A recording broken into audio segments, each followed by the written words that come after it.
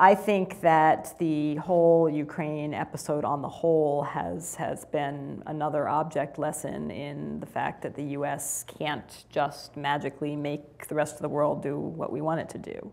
And that in most ways, President Obama, made the best of a situation in which we realistically didn't have a lot of options.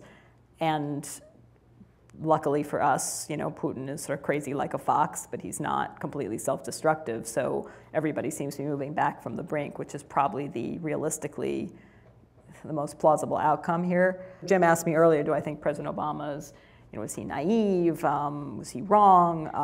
And I said, I don't think he's either naive or wrong in his instincts. I think he's just only episodically interested in sort of staying focused and putting in place the kind of internal mechanisms to follow through. But I basically think his foreign policy instincts, when he gives it his attention, are essentially right. That we need to be modest. We need to recognize that we can't always change bad things that happen. Because when we try to do it, sometimes we make things worse. We need to recognize the limitations of our own power and our own, that we have a lot of very blunt instruments that we work with, and sometimes blunt instruments are worse than doing nothing. And I think he's inconsistent in how much he actually his actions reflect that philosophy that he articulates. But I think that that's probably right. And in the case of Ukraine, by and large, I think he followed that philosophy. And is it paying dividends? Did he just get lucky? Hard to say.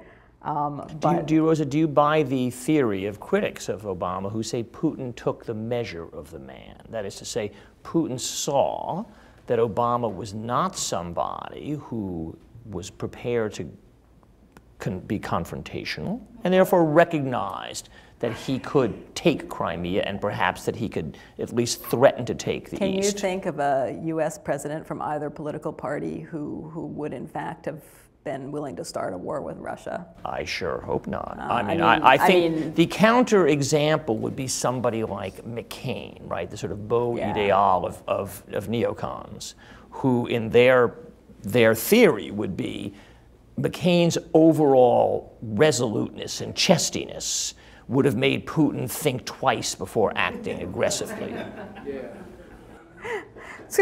It's just possible that Putin would have thought, man, that guy is crazy enough to start a war. I better take. But that's what Richard Nixon called the Mad Dog theory. Yeah, the Mad Dog theory. No, I think that I also think that the U.S. In no way relieving Putin of responsibility for doing a lot of bad things. I also think the U.S. did some really stupid things, that we were rushing around, one of our assistant secretaries of state was rushing around giving, cookies to the demonstrators, not all of whom were people we should have been cozying up with. We looked like we were supporting an ouster of somebody who was a jerk, but who in fact had been elected.